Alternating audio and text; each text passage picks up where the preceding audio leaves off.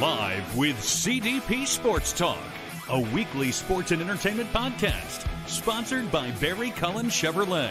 Live on YouTube, Facebook, Twitter, Twitch, and LinkedIn. And on audio via Apple Podcast, Google Podcast, Spotify, Anchor FM, iHeartRadio, Amazon Music, Radio Public, and TuneIn. Now, here's your host, Chris Palme.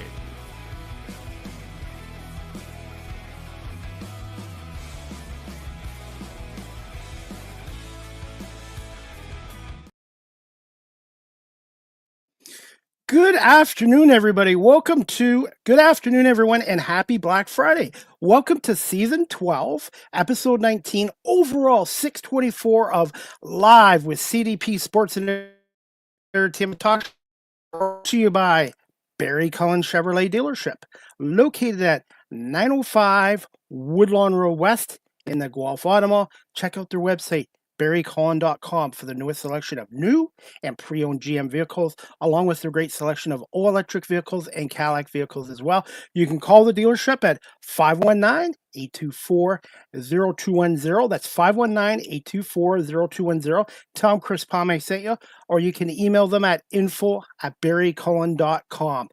Barry Cullen Chevrolet Dealership has been family-run and operated here in the city of Guelph since 1960. I hope everyone is doing well on this Black Friday, both in the United States and in Canada. And I'm looking forward to my guest today. This is her first time on our show, and she's from the Peach State, which is known as Georgia. And her name is Ashley Stewart. She's an author, speaker, and a feminine leadership voice as well, and a growing TikTok star. And just before we bring on Ashley Stewart right now, we're going to do this one little special effect that I now have with StreamYard. Good afternoon, Ashley. How are you? I'm good. How are you? I'm doing good here in snowy Ontario. I'm just outside of Toronto, and we had some snow last night and today and tomorrow as well. So winter is here. Yes, it is here. Ashley, I want to wish you, I know the U.S. Thanksgiving's a little different than ours here in Canada, but I hope you had a very good, happy Thanksgiving and a Black Friday too. Yes, I did, and I am. I hope you are too. Are you having a good Black Friday? Yes, I don't shop because I'm not a big fan of the crowded malls and stuff like that. And my Eagles are playing right now, but I'm not watching the game right now. So I'm glad we're doing this show, because when I watch the Philadelphia Eagles play, my blood pressure goes up, because football and sports can be stressful sometimes as a fan and media. I can imagine.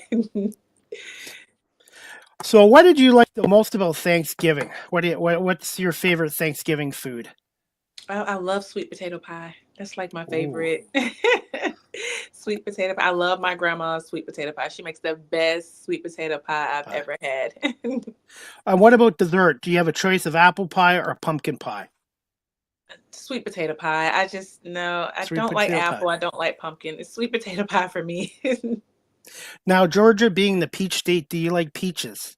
I do. I love peaches. I don't like cooked peaches, in peach cobbler. Like, I don't like peaches that are cooked. I like just a raw organic peach.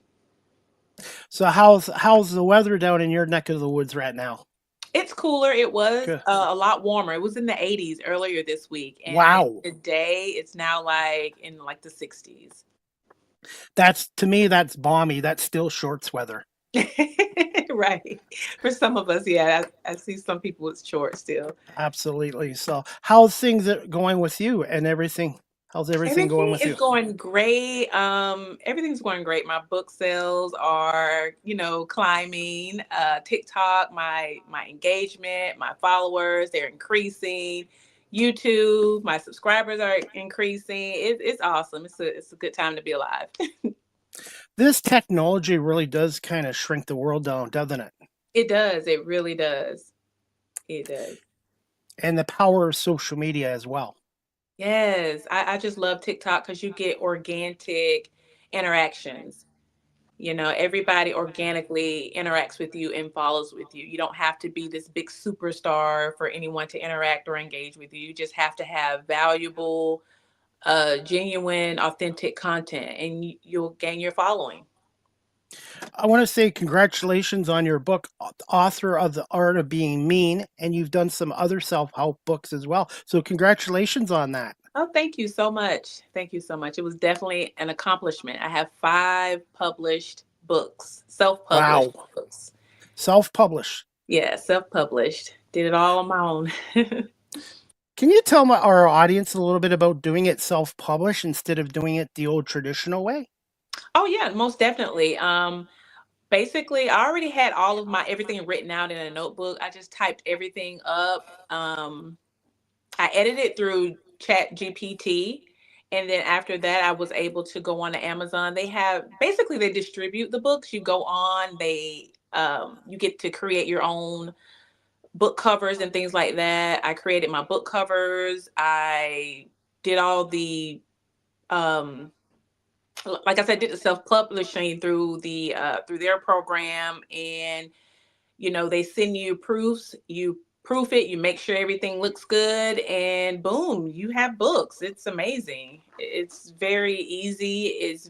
I'm self-taught. Like, no one taught me, no one coached me through it. It's literally, I did everything on my own, researched everything on my own.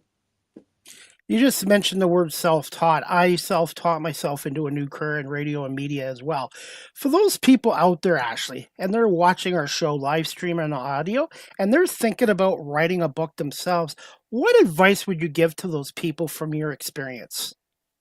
I would say just do it. Believe in yourself, believe in your work, believe in your art. And you just never know who's going to resonate with your work once you put it out there. It's like, put it out there and watch how people gravitate towards you, especially if you have a message, you have an idea, you have a thought, you have something that people need to hear and see. Put it out there. Don't be afraid. Have confidence in your work and know that you were given that vision for a reason. And just believe in yourself, just truly truly believe in yourself and your art. How would you describe Ashley Stewart as a writer and as an author? As a writer and an author, I would say I'm very raw. I'm very unfiltered. I get straight to the point, no sugar coating, no fluff. I just get right to it. I'm very forward, I'm very direct. When you write a book, what's the time frame like? Can it take you a couple months or maybe a year? How does that process work? For me, it was a couple of months. It didn't take me quite a long time because I knew the story. I am the story. And so I didn't have to do research. I am the research. A lot of my work is based on my experiences. And some of the knowledge, I got from when I was in college. I'm able to use certain terms that I learned in college and in my field that I used to work in. And so I did use some of those terms, but everything just came from me. Everything just came from my life experience. And so the process didn't take long at all. Have you ever had writer's block? Um, No, I've never had writer's block. I actually go off my intuition. I don't pressure myself too much. Oh, I gotta have a book out by the end of the year. Oh, I need to have 5 books out by next year. I don't put a lot of pressure on myself. I guess because I'm self-published, it may be different if you're working with a publisher, but because I'm self-published, I get to work at my own rate. I get to work at my own speed, and I get to tell my story the way I want to tell it, the way I want to. I get to shape, my art. I'm in control. Do you find more authors today nowadays are self-publishing over the traditional way of the old publisher way? I personally haven't met any self-published authors. Every book that I've read, most of everyone has a publisher. I don't think I have any books where anyone was self-published. I'm like one of few that I know of that are self-published, that I know personally. Now, what are your thoughts on the paper industry shrinking and everything being digital? What are your thoughts on that? I'm actually not surprised, that everything is shrinking. And I think, people need to do what's best for them. I'm very old school. I love flipping through pages. I love like turning the pages in the book. That's just me. I really don't like to read digitally. I don't have a Kindle. I don't like to read on my phone. I don't know. It's just something about being able to hold the book, look at the cover, turn the pages, and feel the words. You know what I mean? I'm just old school like that. I even still use pen and paper to take notes. I don't. Most people put their notes in their phone. I don't do that. I take a pen and paper and I write down notes. I still write down my grocery list on a piece of notebook. So I'm just old school like that. Same here, and I still use the old school calendars. I know I could put everything in my phone, but I still Exactly. like writing it down on calendar. And wanted to ask you, your book is hard copy, but is it available digitally too? Yes, I have ebooks and I have paperback books as well because I wanted to give people a choice because some people aren't like us. They want, they're on the go, they're busy. And so everyone has their phone with them. So I was like, let me give people the option. So, yes, they have the option to download a copy of my book and just have it there on your phone or Kindle. Where's the best place for someone to purchase this book online? My website, I would start with my website. And also it's on Amazon as well. The paperbacks are on Amazon, but if you go to my website, you can see where you can get the paperback and you can get the ebooks. Do you sign autographed copies too for somebody that wants a book? Yes, definitely. How satisfying was it seeing this book come out and being able to help other women? Oh my God, it was so satisfying, Chris. You have no idea. It was like a dream come true. It had always been a dream of mine to write a book. I always thought I would write one book about my life, but I was able to pour out 5 books. And so when I published my first book, I literally cried. I literally cried because it was like, this is my dream. Like, oh my God, and I thought to myself, even if no one reads it, I'm still proud of myself. I'm still happy. And I'm even more happy that women were able to read my book and resonate with my words and say, "Oh my God, I didn't think about it that way. Oh my God, I read your book and I feel better about, setting boundaries. I feel better about respecting myself more." That is just it's I can't even describe that feeling. It's just unbelievable to have people praise your work and really value something that you put your heart and soul into. And also to be yourself. Don't try to write a story that's not really yours. And I think people can relate to that. Exactly. People know an authentic story when they hear it. They can feel it, they can sense it. And so if you're not embodied in what you believe in and what you're teaching and what you're writing, it's going to come off. It's going to show up in some way, shape, or form. So it is best to stay true to yourself and just be real. Wanted to ask you this, Ashley. What are your thoughts on people pleasing, which women and men both do, including myself, and also not shrinking from others and playing small? Just thoughts on that. My thoughts on people pleasing. I used to be a people pleaser, so I completely understand them and I completely understand where it may come from and where it stems from.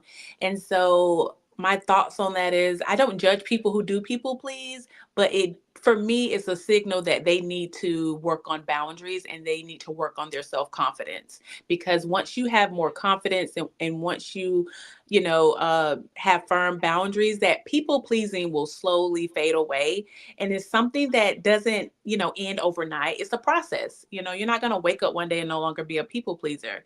You're not going to wake up one day and have these very strong boundaries, and it's something that you have to work on, like a muscle. When you work out, you're not going to see the muscle as soon as you do that one layup or whatever. You have to constantly work out, and then that muscle will get stronger and stronger. And that's the same thing with setting boundaries. Once you work on it, that people pleasing is going to slowly like just fade away, and you'll stop shrinking yourself, and you can actually enter into a space and really be fully who you are without being, without walking on eggshells and worried about if you're going to offend anybody or make anybody uncomfortable. What are some tips for people who are struggling with trying to get out of people pleasing and kind of shrinking and playing small? I would say they need to start with their childhood and try to figure out where the people pleasing came from. You have to go back and look over, where did it start? Why am I like this? Why do I people please? Why do I care? I think once you start there and you understand your why, it's easier to make changes. It's easier to make adjustment. And once you start there, you start building your confidence. Once you start setting boundaries, you'll notice that your confidence just grows a little bit more, and more and more and more. how important is it to have a good mindset and also a strong support system, but a positive type strong support system? It's important, but everybody doesn't have a support system. But I think that it does help. Even if you have just one person, it will help you stay on the course. It'll keep you focused. It'll keep you in line. If you do have that support, you'll have somebody that you can lean on those days that you may not feel that you can go any further, where you may not feel as confident. Now, I'm based out of the Toronto area, and my audience is pretty well international with this show. Can you tell our audience a little bit about yourself and where did you attend school and did you have some early influences and mentors, Ashley? Yeah, sure. I'm from Georgia. I lived in Atlanta for a good minute. um, but yeah, my influences growing up, I used to always enjoy really my biggest influence and my biggest mentor and the person that I look up to the most is my grandmother. My grandmother has really showed me, she's like the epitome of like boundary setting. And that's kind of like where, that she's planted a lot of seeds in me. So I would say my hero, my mentor would definitely be my grandmother. I grew up in a small town, where everybody knows everybody. Everybody goes to the same grocery stores. Everybody goes to the same games. It's like I grew up in a very, very small town. So I have very humble beginnings. And I've always enjoyed writing since I was a young girl. I didn't know that it was actually a gift. I didn't know I was actually talented because I never showed anybody my work. I always kept a journal or a diary. I never showed anybody. I never talked about it. But when I was younger, I knew I had the gift of gab. Everybody used to say that I was going to be a lawyer because I talk so much. But now I'm seeing, hey, I see why I talk so much now. I have a gift. It's my gift. It really is.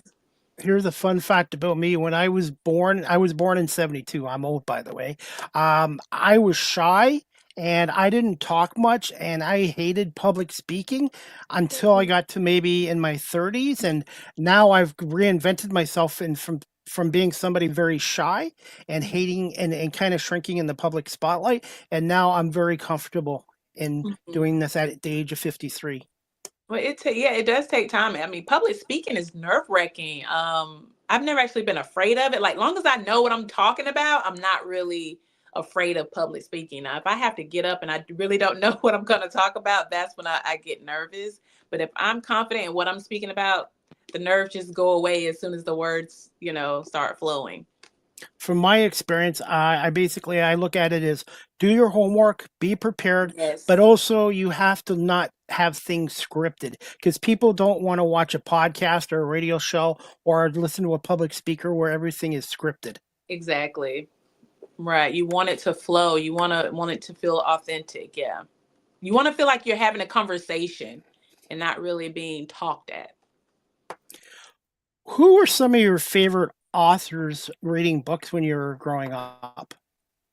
Oh, when I was younger, what was her name? Judy Bloom.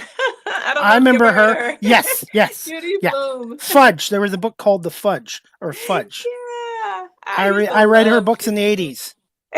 I used to love Judy Bloom books. Yeah, Babysitter's Club. Um, as I gotten older, I started getting more into philosophical books. I loved like Robert Greene, like philosophers and things like that. I love philosophy. But when I was younger, yeah, it was definitely like Judy Bloom and the Babysitter's Club. And I used to read Jim Davis, the Garfield. Remember Garfield, the cat Oh books? yeah, I I remember. I used used to to read watch that those books too, cartoon. Sue. Yes. Yeah. In your What about Dr. opinion, Seuss? Did you like Dr. yes, Seuss? Dr. Zeus, yes. And The Grinch, How the Grinch Stole Yeah. Christmas. Love Mhm. those books. Right. Ashley, in your opinion, what makes a good book nowadays? What makes a good book? That's a good question. For me, what makes a good book? I guess it depends on exactly what the topic is in the book, but I just feel like you have to catch my attention on that first page. Within the first page, you just have to you have to hook me. You have to grab my attention. And it has to be something that is well thought out, well researched. just depending on what it is, it just has to be, you have to, I mean, I guess you can tell when you read the book, you can tell when someone really researched and really studied and really put their heart and soul into it. So I guess it may just depend on what type of book you're getting, but I guess the author would make a good book. The author, just the intentions of the author. Can you tell our audience a little bit about your other 4 books and where can they be found available online? Yeah, sure. I wrote a book. One of my books, I have it here. It's called Hidden Shade. It's the truth about jealousy and friendships in female spaces. This book is about, the hidden jealousy that a lot of women don't like to talk about, that happens amongst friends. You can find this on my website as well as on Amazon. Um, I wrote It Didn't Break Me, But It Built Me. I talk about a little bit about my transformation journey, how I turned all of my pain and trauma into, you know, confidence and peace and truth. And this is a little bit more of my personal transformation journey. And also, like I said, all these books can be found on my website and also on Amazon.com. I have Unbothered and Unavailable. It's a book of affirmations. This book is for the women that just need a little boost. They may need a little, encouragement for the day, a little pick me up. So I wrote a little small book of affirmations just to give them a little bit of encouragement, a little bit of empowerment and confidence. Any And that was Go that. ahead, sorry. Go ahead. And of course, I was just gonna say, of course, the art of being mean. I think we already talked about that. How did you come up with the title of that book and the logo? With the art of being mean. Yeah. Oh my God, I don't know. It just came to me. I just thought that the art of being mean, I felt like that would be a great marketing name. I thought that people would probably read that title and be like, being mean? I don't want to be mean. What is that about? And so that's why I named it that. But the reason why I named it The Art of Being Mean is because people, a lot of times they call you mean when you start setting boundaries. They're going to call you that. They're going to say, why are you being so mean? Why are but you're not being mean. You're just protecting yourself. And so that's why I named it The Art of Being Mean. And so I created the cover in Canva. I don't know if you ever heard of that. Canva, yeah. Canva, yeah, I created it there. And I don't know, I just had this vision of what I wanted to look like. I wanted her to look kind of like firm. I wanted it to look feminine but yet powerful. And so that's why I came up with the little eyes. You have the eyes there and the little girly font, because I want to show that feminine power. I wanted it to look feminine yet powerful and eye-catching all at the same time. And by the way, I have your book in the back of her in her back of her background. Oh, okay, awesome. Thank you. I do that with all my guests. I want to get your I know you do with a lot of women and stuff like that, but I want to get your thoughts on jealousy, envy nowadays. Men can have it, women can have it. Do you find jealousy and envy in the world is increasing due to the internet and social media? Yes, definitely. I really do see that it's increasing because of the internet and social media because everyone is able to compare their lives now. They're able to compare themselves with everybody else when normally you would just see people that you interacted with. You didn't see people from all over the world. When I was growing up, we didn't have social media. And so now we're able to see people from all over the world, rich, poor, whatever, and we compare ourselves. And I think it does increase the envy. It really does increase the jealousy. And it's so unfortunate. And that's why I wrote my book, so that way you can become aware of it and you can protect yourself from it because it's out there. It's prevalent for sure. What are your thoughts on bullying and belittling too? Do you find bullying? There was always bullying when I grew up back in the 70s and 80s, but what are your thoughts on bullying and belittling others? Do you find that's increased too? I really have. And I feel like with women, I think it's a lot different from men when men belittle and bully each other versus women. Women are a very passive aggressive, they're very covert. It's very, underhanded, it's sneaky. It's not really out loud when it comes to women. Women can bully in passive aggressive ways. They start rumors, they make slick remarks. Um, they do things that you can't just necessarily point at and say, look, that they did this. It's very psychological. Women play a lot of mind games with each other. And so that's why it's a lot more sneaky. I'm not sure exactly how men operate when it comes to envy and jealousy, but women are very, very covert with their jealousy. Do you find a lot of it happens in the workplaces too? Yes, in the workplace, definitely. Especially if you're someone who does a great job at your work and you're quiet and you keep to yourself, a lot of times you will have people in the job that will envy you because of that. They'll envy you because you do your job so well, you do everything effortlessly, and you become a target. You will become a target in a workplace simply for doing your job well, minding your business, and going home. For whatever reason, that triggers people. And a lot of times you can't point out to it. They'll sabotage your work. For example, they may leave you off an email, an important email. They may not tell you about a meeting that you were supposed to attend. They may put more, like a boss may put more work on you. So it's very insidious ways that it's expressed in the workplace. They'll try to get you fired. They'll try to get you in trouble. It's so many, ways that they target you in a workplace. They'll try to get you to play small as well. Yeah, right, exactly. They don't want you to do better than them because you make them look bad. For those people that are watching our show live stream or in audio and they're kind of having feelings of jealousy and envy, what are some tips to eliminate or reduce that?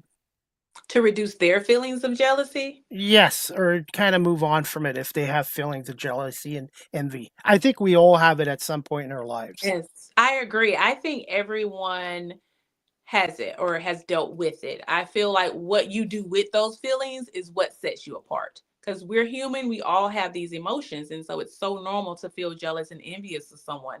When you do feel a sense of envy, I would suggest try to figure out where it comes from. Try to reflect. I think a lot of people don't reflect. They feel the envy and then they target. But instead of targeting the person that you're envious of, self-reflect. Look at yourself and say, what is it about them that's making me jealous? What is it about this person that's causing me to feel these feelings of envy? And from there, you can start to express that or turn it into motivation.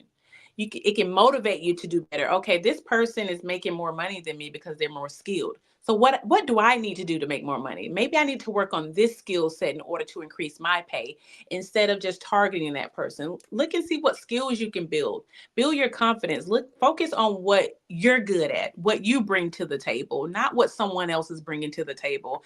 I think, like they say, comparison is the thief of joy. If you're sitting there constantly comparing yourself to another person, you're going to be miserable. You need to focus on yourself, focus on your gifts, your talents, your creativity, because we all have a gift, we all have a talent, we all have something that we're good at, and it's best to focus on what you're good at and make it better.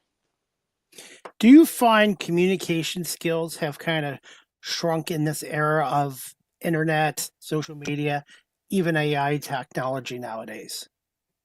I think it has. A lot of people don't communicate with each other. They actually avoid each other. You can be out and about and you'll see everybody's head down in their phone. No one's really talking to each other. No one's really getting to know each other. Everyone's in their phone. They're engaging with most everyone on their phones on social media. Yeah, I really do think that communication has really declined. You don't see random people just starting conversations anymore.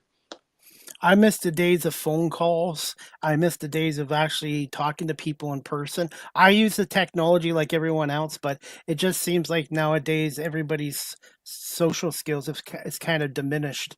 Right. Everyone seems so awkward. No one knows what to say, not to say, or what to talk about. It's very awkward now.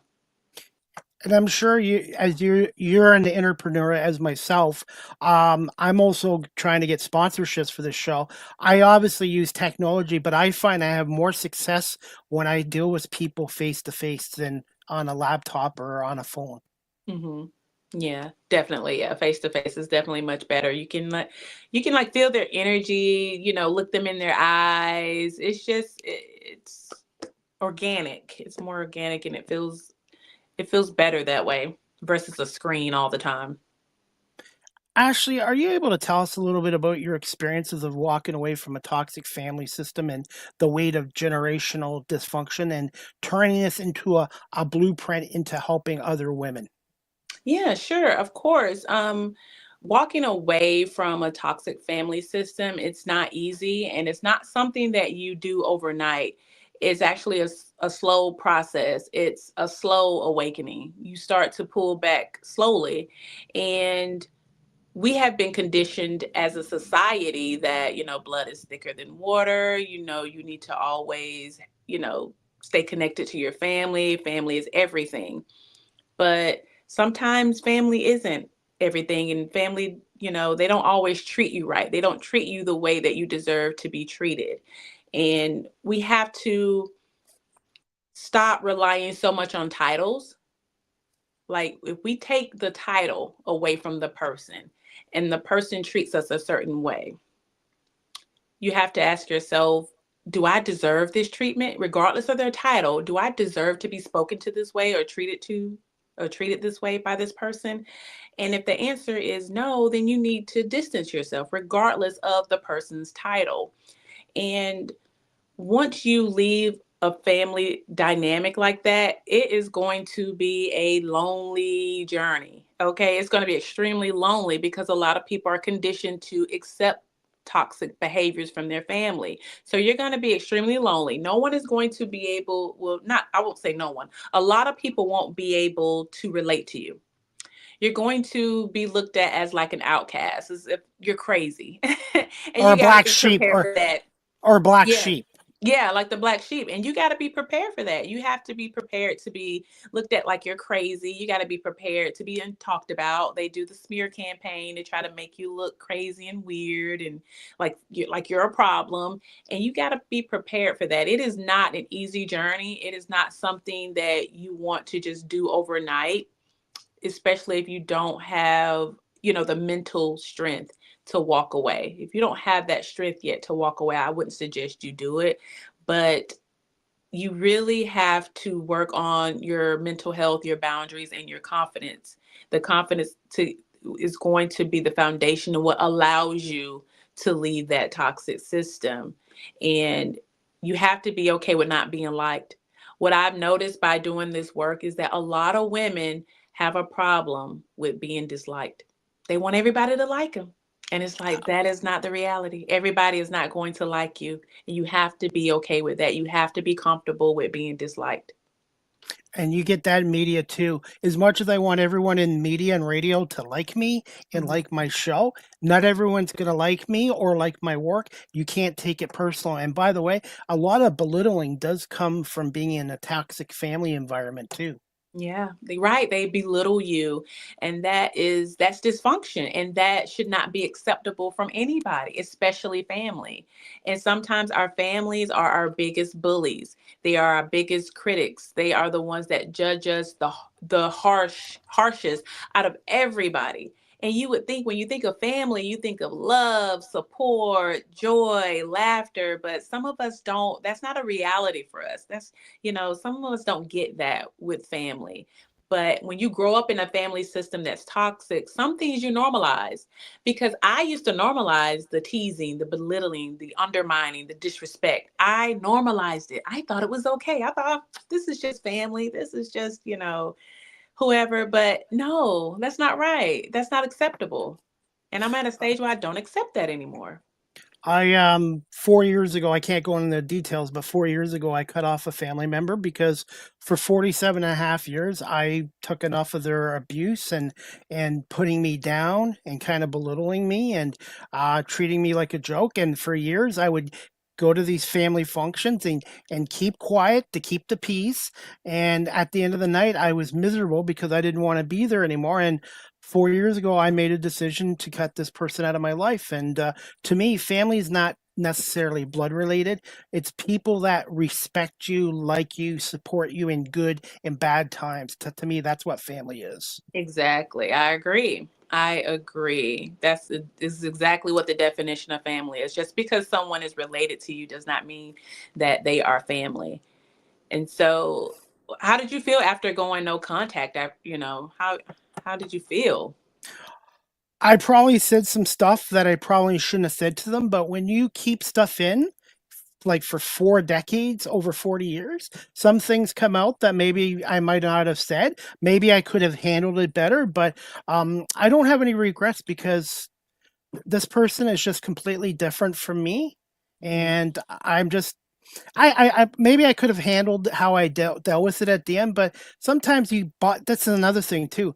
Keeping things in over decades, sometimes it came out and it's just, you know what, things happen for a reason. And I'm not alone, by the way. There's many other people that haven't talked to family members in decades and not just 4 years. Right. Yeah, you're not alone. And that's what I realized when I started getting on TikTok. I was like, "Oh my God, I'm not alone. Like this is an epidemic. This is something that we don't talk about. It's like a silent, war that we have that no one talks about." And I feel like the only people that I've been able to find that relate to my story are people online. Everybody I meet in person, everybody's just, family oriented. They love their Yeah, family, yeah, and that's just not always the case for yeah. everybody. The big thing for me is I've kept it offline. Like what happened 4 years ago is done and over with. And to me, I keep family business and other things personally off social media too. Like social media is a great tool, but there's just some things where you're just better off. And there's no, and you can't go back to the past and change things. And to me, I've made new friends. I've got new people I consider as family, and I volunteer at a humane society twice a week, and I look at the dogs down there and the volunteers down there as kind of like my family too. Right. It's like you have so much more peace. You have so much peace and joy and happiness. You feel so free. You feel liberated. You don't have, like this monkey on your back. You're always stressed and drained, when you're around toxic people. But once you release them, it's like you feel so free. And I do have good family members where I get along. I don't see them every week or every month, but when I do see them, they're cousins. We get along, and we don't talk politics or money. We just talk sports or food or whatever, and we get along. It's, to me, family is people that actually like you and respect you, and they Yeah. will support you even if you had down times. Because this new change in my media career has not been easy either. I've had my successes, but I've had setbacks, and it's nice when you have people that kind of support you in your good times and not so good times. Right. Exactly. Exactly. Did you have any like guilt trips? Did anybody try to guilt trip you and say, hey, you need to go back and work it out with this person? No, I think they understand the relationship. It was just damaged at the end. I don't want to go into all the details, but it was just, I could have maybe handled it better at the end, but sometimes when you keep things in, that's not healthy either. So I always tell people, if you have an issue with somebody, if you can't talk to them, then maybe it's time to move away from them too. Yes, that's true. I agree. How satisfying is it being able to use your life experiences to help other women? It's very satisfying and it's liberating, and it's also healing for me to be able to share my story. It's healing for me when I share my story and share my gifts, and other women come to me and say, me too. That's so healing for me. I felt the same way you felt. I'm going through that. I'm dealing with that now. I love to hear them say, "Oh my God, you explained that so well. I didn't know that's what I was going through till I heard you say it." And it's like, "Oh, something clicked in my brain when you said that." And it's just, it's so liberating, so healing for me when I share my story, because I'm such a private person. I have problems with being vulnerable, but I notice that when I am vulnerable about my story, it's healing for me and the people that it resonates with. Life is like a book. One chapter your life closes, a new one starts. And that's how I look at it. Yeah. Yep, definitely. And once you close that chapter on the toxic family members or friends or that work environment, it's like a whole new chapter will open up to you. You'll get people who are like family. You'll get better friends. You're going to get better job opportunities. It's just like you open up a whole new world to yourself once you let all that old toxic stuff go. Quality over quantity. And also, too, this is my advice for anybody out there: try to move on from the past, learn from the past, but Yeah. don't beat yourself up over the past. You can't change what happened in the past. You can just learn from it and move on and focus on the present. Yes, exactly. Focus on the present. Yeah. You don't want to wallow in it. But, when you do go through the betrayal, it does hurt in the moment. It's okay to feel that. It's okay to feel hurt and sad and angry, but don't stay there. Don't stay stuck. I agree. 100%. And I admit, and I'm going to say this out here, I've seen a therapist and it's really been a help too. Oh, that's awesome. That is awesome. It helps to talk to somebody from an outside perspective too. Exactly. Somebody that doesn't have, any idea of your background. They're not biased. They don't know your story, and to share with a complete stranger. Sometimes it's very healing. It's very therapeutic. That's why I call it therapy, I guess. And But yeah. absolutely. And some of my biggest supporters are people I've never met before. Like when I Mhm. go to Toronto, I do some media work for a pro football team down in Toronto. I have people, strangers I've never met in my life. They come up and shake my hand, want to get a selfie with me because they like my work. And it's like, I do what I do because I have a passion for it, just like you have a passion for what you do, Ashley. And Yeah. it's nice when people that are strangers come up to you and shake your hand or give you a hug or want a selfie with you because they like your work or you've impacted them too in some way. Exactly. Especially like you said, something that you're passionate about, something that you put your heart and soul into. That it's just so rewarding, when you get that positive feedback. Ashley, I already asked you how you describe yourself as an author and writer. How would you describe yourself as a public speaker and as a teacher and a coach? I would describe myself as just as hard hitting. I'm very, very I don't coddle people's feelings. I'm not trying to coddle anyone's feelings or make them feel comfortable. I'm really trying to get down to the hard truth. So, along just like my writing and my public speaking and teaching, I'm very straightforward. I don't sugarcoat. I am, very, direct. And I say the hard stuff. I'm not afraid to say the hard stuff. I'm not afraid to hold people accountable. I hold my clients, my students accountable, and I let them know, like, hey, you played a part in everything too. You're not innocent. So don't put all the blame over here. Like, take accountability for the things that they've said and done. And I'm just very, very raw. That's the only way I know how to describe it. I'm just very raw. Are your sessions in person or are they all virtually done? Virtually. They're virtually done. Have you thought about one day actually having your own podcast, a self help type podcast? Yes, I have thought about it. I haven't done my research on it yet. It doesn't seem like it's going to take a long time for me to research, but yes, I've definitely thought about it. I've come up with topics already. I've come up with guests who I may want on the podcast, but that is definitely like my next step is to start a podcast. What are some ways for women out there to break cycles, detach from dysfunction, and reclaim their confidence without apology? I would say start with accountability. Start with accountability, start with looking inward and reflecting, and start being real with yourself. You have to be completely honest with yourself. I think a lot of people are afraid to tell themselves the hard truth and really look at what it is that's happening in their lives and what people are doing, how people are really treating them, how people are really showing up for them. Really be honest about that and be honest about what you want. What do you want? A lot of people don't know what they want. They don't know what they deserve. And so when you really start focusing on, you know, what you really want, what you deserve, start focusing on your self-worth, your self-esteem, it makes it easier for you to break toxic cycles and toxic, patterns and dysfunction and to reclaim your confidence. It gives you the power once you start setting boundaries. It literally gives you power, more and more power, the more boundaries you set. And also, I don't know if I mentioned this, but I also created a course because I had a lot of women ask me, well, how do you do it? How do you do it? So I created a course that's called No More Mrs. Nice Girl. And that's also on my website as well. But I literally teach women how to set the boundaries. I give them scripts.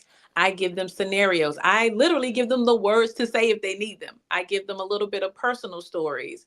I give them the myths around setting boundaries, and the myths and the truths, because we don't really know the truth about boundaries. We think that telling people no is mean. People don't like to tell a person no. People are afraid of being looked at as mean. They're afraid of being looked at as selfish or arrogant or stuck up. They're just afraid. And so I created that course so that way I can teach them exactly how to do it. How many weeks and how many sessions in this course? Well, it's self-paced, and it's on my website, and yeah, it's self-paced, so you go through it as at your own pace, at how you want to do it. You take your time with it if you want to, and it's something, once you download it, you have it forever. You can always go back to it and go through, the scenarios or the scripts, and you can go through all the terms and things like that. So yeah, it's awesome. And your website, I think, similar to mine. You use beacons.ai, right? Yes, I do. Yes. It's great. Yeah, I find it's great for what you need. Yes, it is. I have all my services there. I have all my books there. All of that's there on my beacons. Yep. Ashley, do you still have a few more minutes for a few more questions? Yeah, sure. And I also wanted to play this video clip courtesy of your TikTok. How can people find you on TikTok as well? I'm on TikTok or online. I'm noticed as Author Ash. My handle is Author Ash One. All right, and we're going to play this clip right now. Let me know if you can hear the audio. If you can't, we'll fire the audio guy, which is me. I try to be funny. That's why I'm in radio. 1 second. And this is called Avoid These Types of People Part 2. I thought it was a great clip on your TikTok page. Okay. People who don't reflect, or people who don't have any self-awareness. People who aren't aware of themselves are not the type of people you need to associate yourself closely with. People who aren't self-aware, they normally don't take accountability. They're usually not responsible, and they'll drain you. You will always be the problem. They'll always blame you. They feel like they're perfect and they don't do anything wrong. And so if anything does go wrong, you're going to be at fault. People who don't reflect usually don't grow. They usually don't change. They're going to always be in the same toxic patterns, the same toxic cycles. They're stagnant. They're never growing. They're never moving forward. They're never elevating. And a person like that is going to hold you back. You got things to do. They don't. And so you need to distance yourself. And ultimately, what they're doing is using you. They see that you're a kind-hearted person. They see that you're a helpful person. So they're using you for your help. They're using you for your resources. Thoughts, Ashley, on this video through TikTok? And again, you can follow yourself on our Author Ash One on TikTok. Yep. Yeah, that's definitely a great topic. A great topic. People who don't take accountability. Yes. Anybody that's always blaming everybody else for their problems, you don't want to hang around them, because you're going to be the next person they blame. You're next. Playing the victim card. Yeah, playing the victim. They don't grow. They never change. They never grow. They're never evolving. They're always stuck and stagnant. And when you're associated with someone who is always stagnant, you're going to be stagnant. That's going to rub off on you. That's going to influence you. So you need to be aware of the people you have around you, because you may be entertaining someone that's not good for your future. You won't be able to move forward if you got someone that's always dragging you down. Do you find with a lot of women that you help, Ashley, they are in marriages where they're miserable and not happy in? Yes, yes. I yes, and a lot of women, believe it or not, they have trouble leaving. They don't want to be alone. They don't want to be alone. And then, society puts a lot of value, especially with women. Your value is based on whether or not you have a partner. And a lot of women think that it's a negative to be single, and it's a bad thing to not have a husband, to not have a partner. And it's just conditioning. They have to decondition themselves, because you should not stay somewhere where you're not celebrated. You don't want to be with someone where you're only tolerated, where you're not fully happy, you're not really valued, you're not really seen for who you are as a person, but for what you do, because you cook, because you clean. You're more than a cook. You're more than a chef. You're more than that. You are a human being with thoughts and feelings and dreams and goals. And it can sometimes be difficult for women to see that. And And because they you feel alone. and you can see it in the workplace too, where people stay in jobs because of the money and the benefits, but they're not growing and they're miserable and they're in a toxic environment. And whether it's a workplace or a relationship or a marriage or a friendship, the best thing you can do is get out of a toxic environment, because the longer you stay in a toxic environment, the harder, and from my experiences, is to get out of it. Yeah, exactly. It's like you're trapped in this golden cage. And I think some people psych themselves out, especially when it comes to a job. They feel like, oh, I need the paycheck, I need the money. And that's why they stay. But they don't know, they don't realize they're sacrificing their soul, they're sacrificing their peace of mind for a paycheck. When you can get a job anywhere, and you can make money doing anything. And so we've been conditioned to think that the only way to make money is to be on a job, is to clock in. But you and I are proof that that's not the case. There's other ways to make an income, and it's better ways to live your life than going in and dealing with toxic coworkers and a toxic environment every day. Ashley, before we wrap this show up in a couple of minutes, do you find, from your experience as a woman too, do you find mental health all across is kind of diminished these days? That mental health has been dismissed. Diminished. I don't understand that question. What, it's been Do you? diminished? Like Yeah, people don't take care of it, or are you it's saying? kind of like more and more people are having mental health issues because Oh, of being in those toxic environments. oh yeah, yeah, yeah, definitely.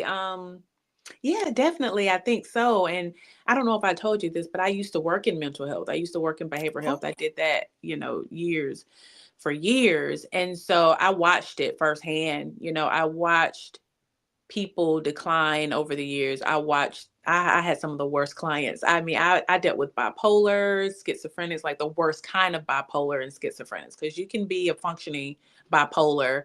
You can have bipolar and still be functioning, but I worked with the worst kinds. I worked with people who had personality disorders. I worked with developmentally delayed individuals. So I have a lot of background in that. And I feel like over the years, yeah, it has diminished. It has declined. And I don't know if I want to give credit to social media or not, but when I worked in it, I just feel like a lot of people didn't have the support. I felt like a lot of people could have lived better lives if they had real love and support from like family and friends and things like that. I saw the worst of the worst, and ultimately it boiled down to them just not having anybody that truly cared about them and loved them. And a lot of times your health will decline if you don't have that support, that love, that care around you. how much did that experience help you going forward? Oh, it helped me so much. I looked at society, I looked at human beings in a totally different light. I used to, I didn't understand people until I worked in the mental health field, and I understood people on a deeper level. A lot of people react or act out of hurt, out of pain and hurt and lack of self-love and self-worth. And my compassion for humans just increased after working in mental health. Do you find there's still a lot of stereotypes of seeing a therapist in a shrink these days?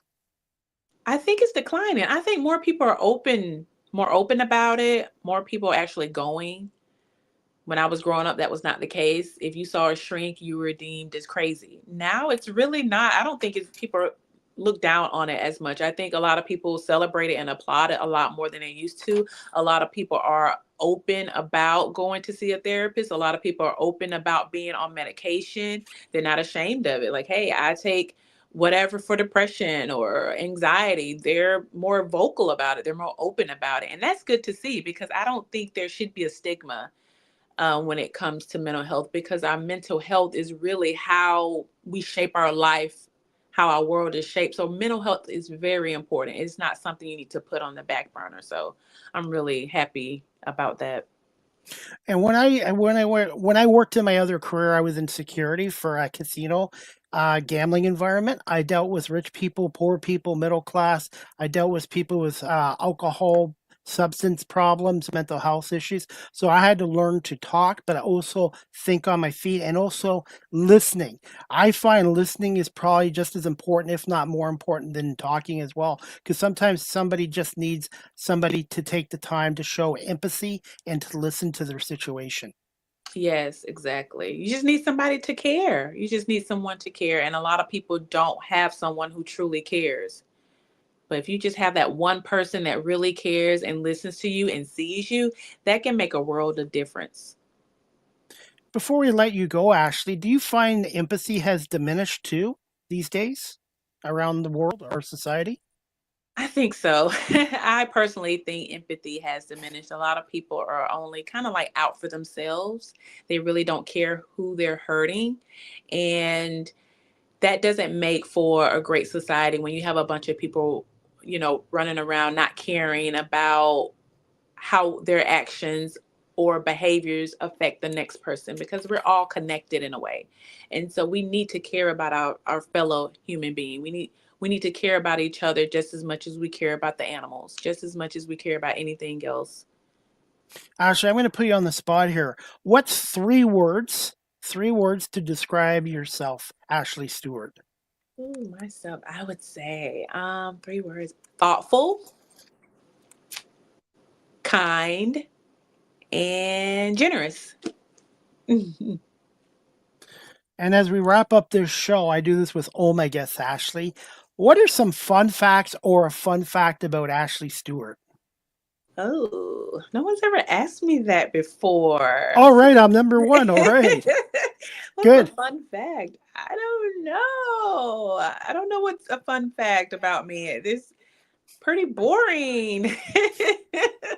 um, Favorite music, movies, TV shows, vacation spots?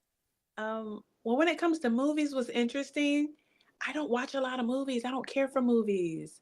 There are a lot Really? of movies that I've never watched. I'm more of a TV show person. I like television shows. I like series, but I don't care for movies. So I guess that's a fact. I don't watch movies like that. I don't watch movies. If you had to pick one TV series, which one would it be?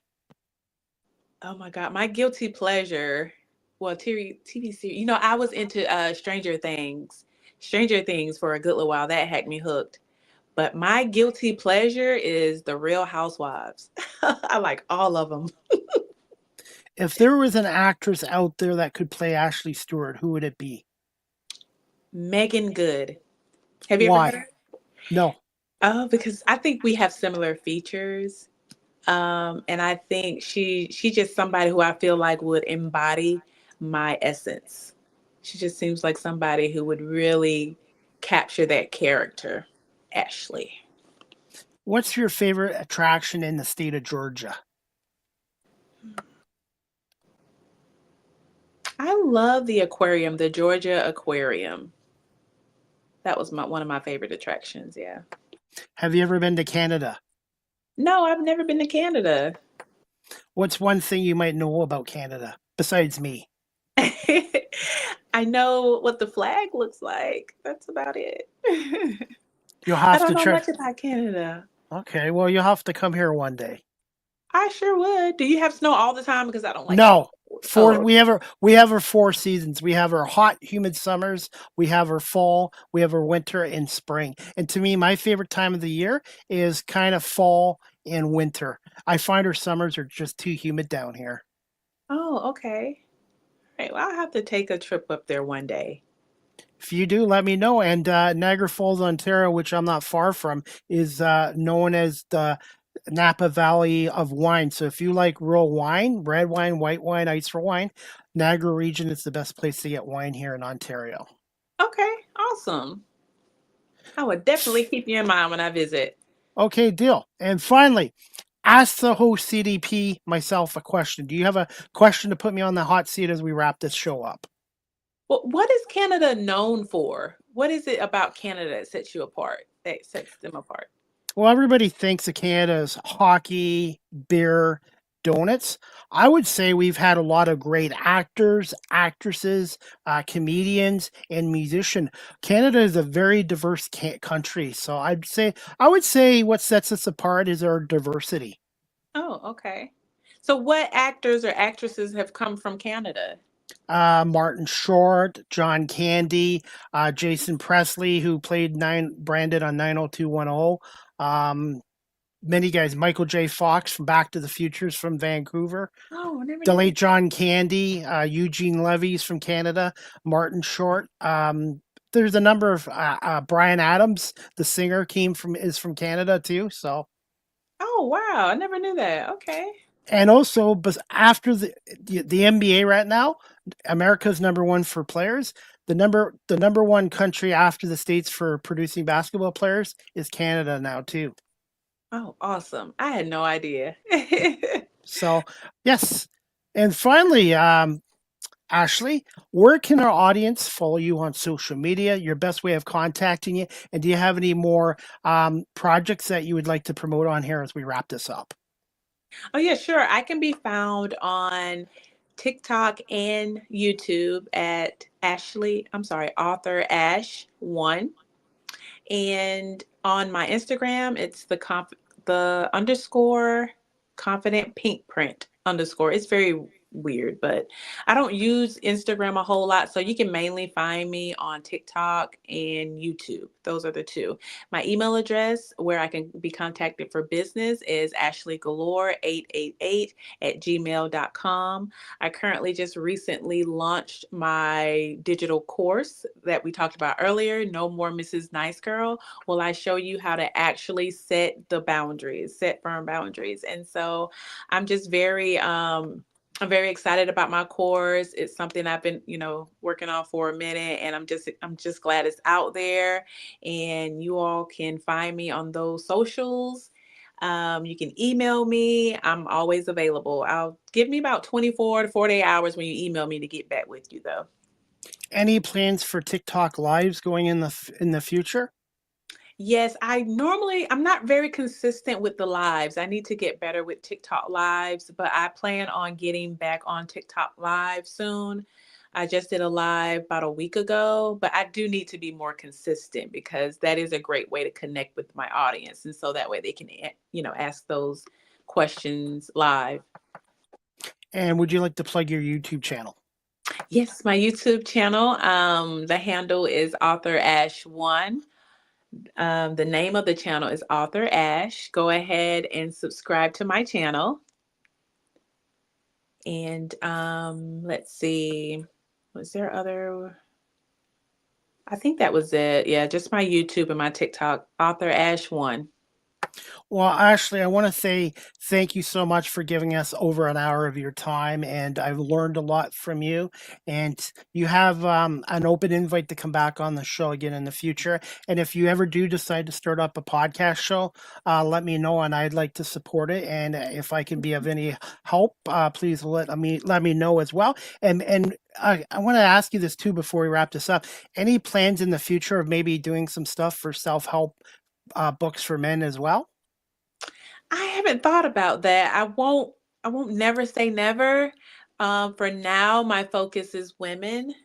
Because I'm a woman and I can relate to women's situations. I'm not, sure what happens in the man's world, in the world of men, but I will never say never. I hope, but I noticed that some men do resonate with my work, even though I do target, women. My demographic is women. I do notice that there are some men that reach out to me and say, you're right. I'm in this situation. I've gone through this. So And that's maybe in the how future. and that's how we connected. What was for me seeing your content on TikTok as well, and some of it resonated with me too.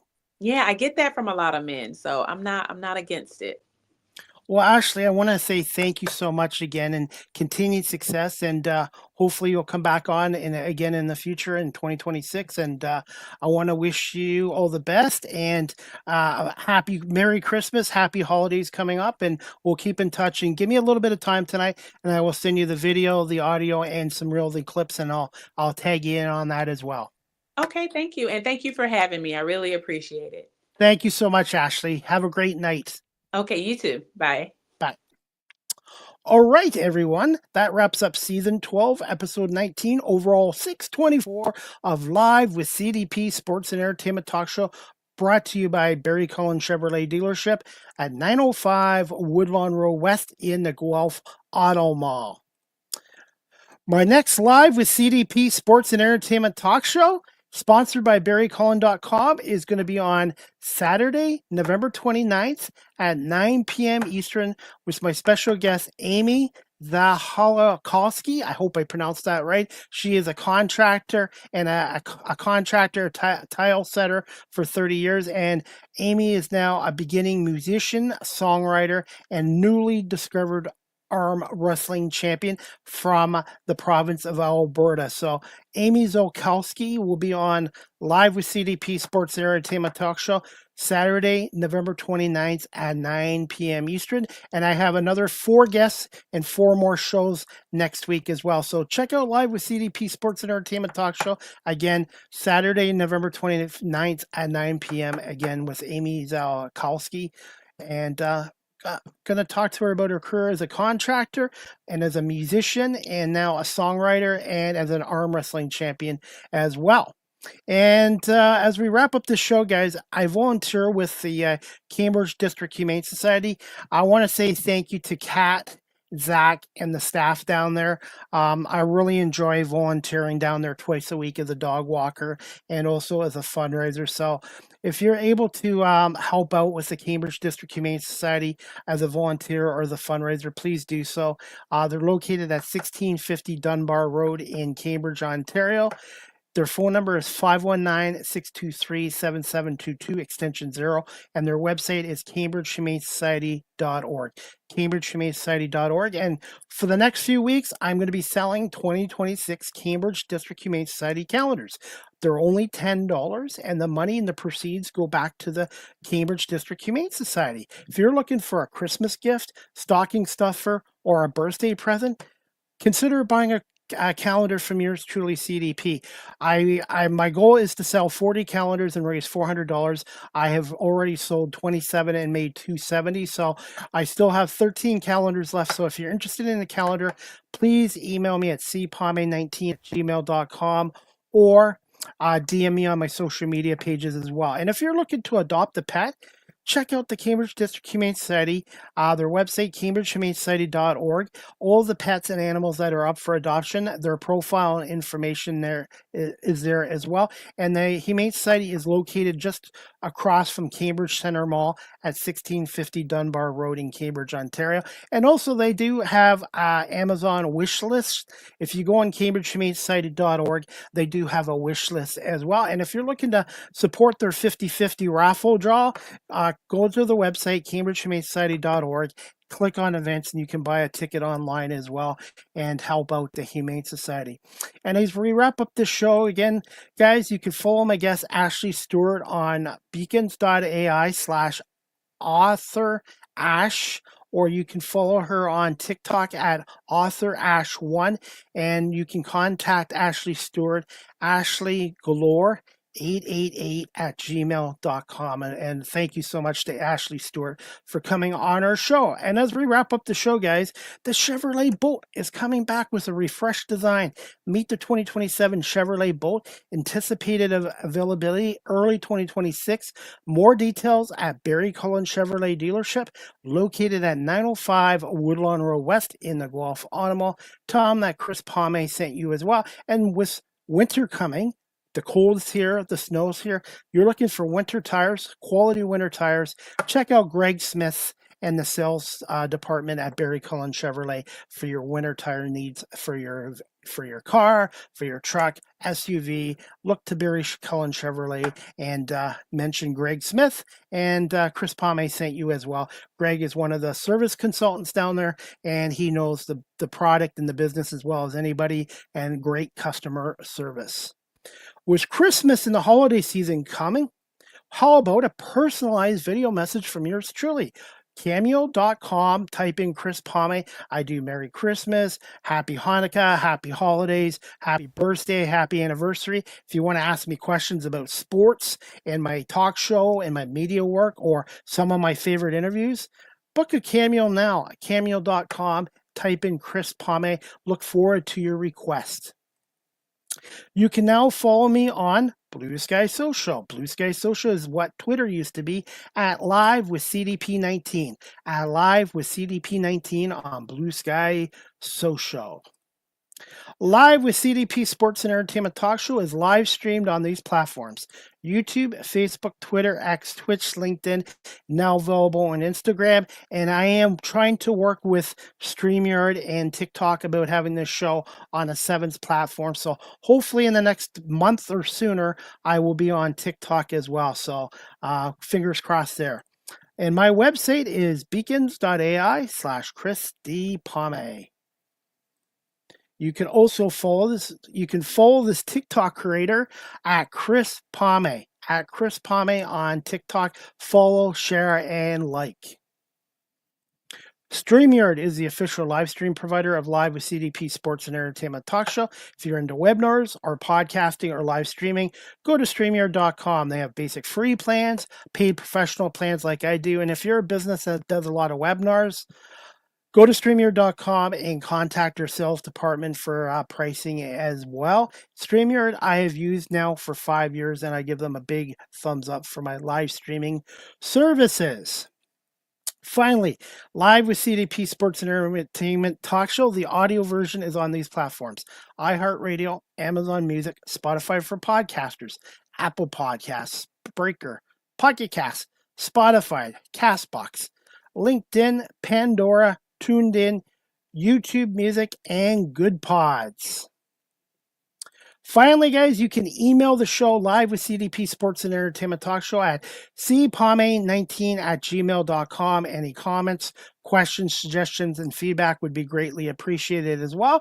And also, if you'd like to contribute and support my media work on my YouTube channel or my 3 talk shows, you really like my work and you'd like to kind of contribute support, you can PayPal me at cpalme19@gmail.com. That's cpalme19@gmail.com if you'd like to contribute to my media work through PayPal or book a cameo video through Cameo/Chris Palme as well. Finally, guys, you can follow me on Facebook, Twitter, X, Threads, Instagram, LinkedIn, Blue Sky Social, Facebook, everywhere except Snapchat. And remember to subscribe and like to Live with CDP Talk Show, Chris Palme on my YouTube channel as well. And finally, the Detroit Red Wings today lost 6-3 to Nashville. The Red Wings are falling apart. The Wings lately are not playing good hockey, so the Wings are now 13-12-1. The Pistons are back in action tonight against Orlando. The Pistons are coming off their first loss in 14 games, losing to 117-114 to Boston. The Pistons are still 15-3. And the Detroit Pistons are playing tonight against Orlando. And also we got the Eagles and Bears going on Friday Night Football. They started at 3 o'clock. The last I remember, it was 10-3 Chicago at halftime. I'm hoping, as we're ending this show, that the Eagles have rallied. I'm assuming the game will be almost over right now. So hopefully the Eagles can come back from a 10-3 deficit against the Chicago Bears. They had a horrible first half as well. So that is about it, everybody.